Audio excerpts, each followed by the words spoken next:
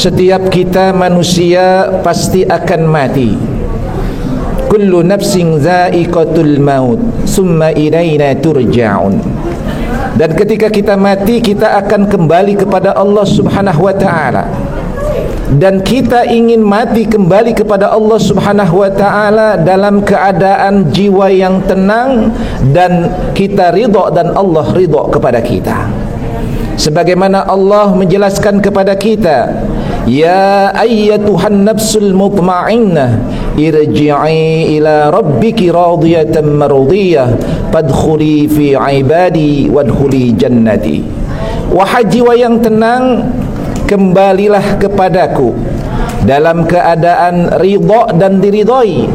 Masuklah ke dalam golongan hambaku dan masuklah ke dalam surgaku. Maka tujuan kita ini hidup hakikatnya adalah mencari ridha Allah Subhanahu wa ta'ala. Oleh karenanya dalam rangka mencari ridha Allah Subhanahu wa ta'ala, tentu harus kita usahakan dengan sungguh-sungguh. Dan bentuk usaha yang kita lakukan dalam kehidupan ini adalah pengabdian yang sungguh-sungguh kepada Allah Subhanahu wa ta'ala. Dengan dasar iman, kemudian kita mengerjakan amal kebajikan-kebajikan, agar kemudian amal-amal soleh ini akan menjadi bekal kita menghadap Allah Subhanahu wa ta'ala. Ma'asyiral jamaah hadaniyallahu wa iyyakum ajma'in. Iman dan amal inilah yang nanti akan memasukkan kita ke dalam ridhonya Allah Subhanahu wa ta'ala. Karena hakikatnya sesungguhnya hidup ini bukan mencari surga, tetapi yang paling terindah dalam hidup ini adalah mencari ridho Allah Subhanahu wa ta'ala. Kenapa? Karena kalau Allah sudah ridho sama kita, jangankan cuman surga, kita bertemu dengan Allah Subhanahu wa ta'ala pun insya Allah kita akan mampu memandang wajah Allah Subhanahu wa ta'ala. Oleh karenanya kita butuh ridho dari Allah Subhanahu wa ta'ala. Nah, untuk menggapai ridho itu, maka kita memiliki pondasi dasar. Kita sudah memiliki modal yang terbesar. Apa itu? Iman. Karena prem iman inilah sehingga membuat amal-amal kebajikan kita menjadi bernilai di hadapan Allah Subhanahu wa ta'ala. Karena iman dan Islam inilah sehingga seluruh aktivitas kita yang diniatkan karena Allah dan di jalan Allah, maka akan bernilai di hadapan Allah Subhanahu wa ta'ala. Tetapi hati-hati ketika kita beramal soleh, karena ternyata tidak cukup sekedar kita melaksanakan amal soleh, tetapi kita harus menjaga amal soleh itu jangan sampai kemudian batal, jangan sampai kemudian tidak ada makna dan nilainya di hadapan Allah Subhanahu wa ta'ala. Nah, apa saja yang kemudian bisa menghilangkan bahkan memberangus amal soleh, pahala amal soleh kita? Maka yang pertama yang harus kita perhatikan setelah kita beramal soleh adalah jangan sampai ujub, sombong dengan amal soleh itu. Kenapa? Karena baginda Nabi Muhammad SAW menjelaskan kepada kita, salasun muhlikatun wa dzakara minha ijabul mar'i binafsihi. 3 perkara kata baginda Nabi Muhammad SAW yang akan membinasakan amal-amal soleh kita. Apa itu? Di antaranya adalah takjubnya seseorang dengan dirinya sendiri. Karena mentang-mentang dia bersedekah lebih besar dari orang lain, lalu kemudian menganggap dirinya hebat. Gara-gara dia rajin melaksanakan sholat tahajud, dia merasa dirinya lebih dibandingkan orang lain.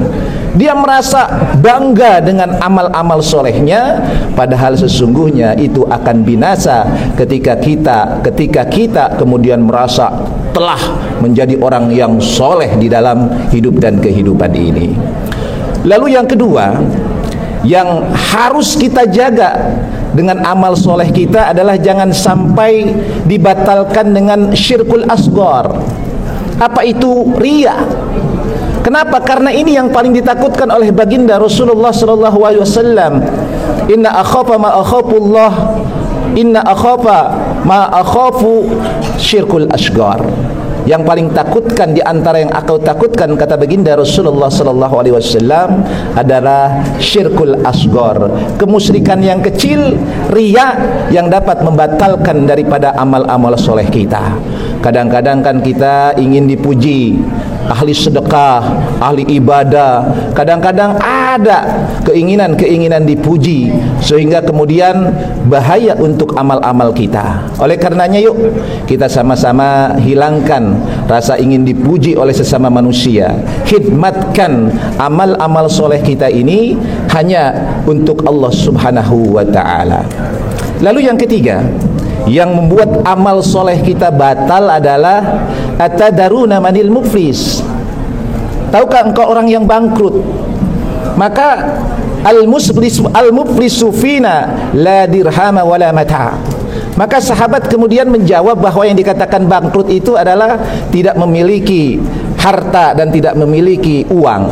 Tetapi kemudian baginda Rasulullah SAW menjelaskan kepada kita bahwa yang dimaksud dengan bangkrut itu adalah kita datang di hadapan Allah Subhanahu wa taala dengan membanggakan diri salat kita, saum kita, zakat kita, tetapi waqad syatama hada wa qadhafa hada, tetapi lisan kita mencaci maki orang lain, lisan kita merendahkan orang lain, bahkan kita memakan harta orang lain, bahkan kita menzalimi orang lain. Maka kebaikan-kebaikan kita diberikan kepada orang yang kita caci, kita maki. Maka ketika kebaikan kita sudah habis, maka keburukan orang yang kita caci maki itu dia akan diberikan kepada orang yang menzaliminya. Na'udzubillahi min dzalik.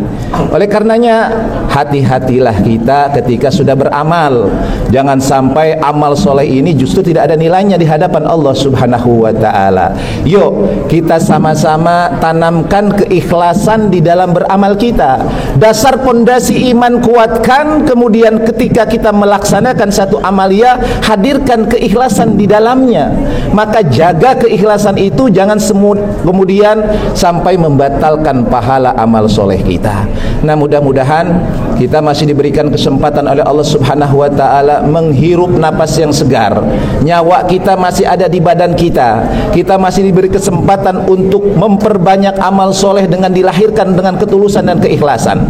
Mari kita sama-sama jangan sia-siakan kesempatan yang masih Allah berikan kepada kita, karena kita nggak tahu umur bisa saja menimpa kepada kita sehingga batas umur kita kematian menghadap kita.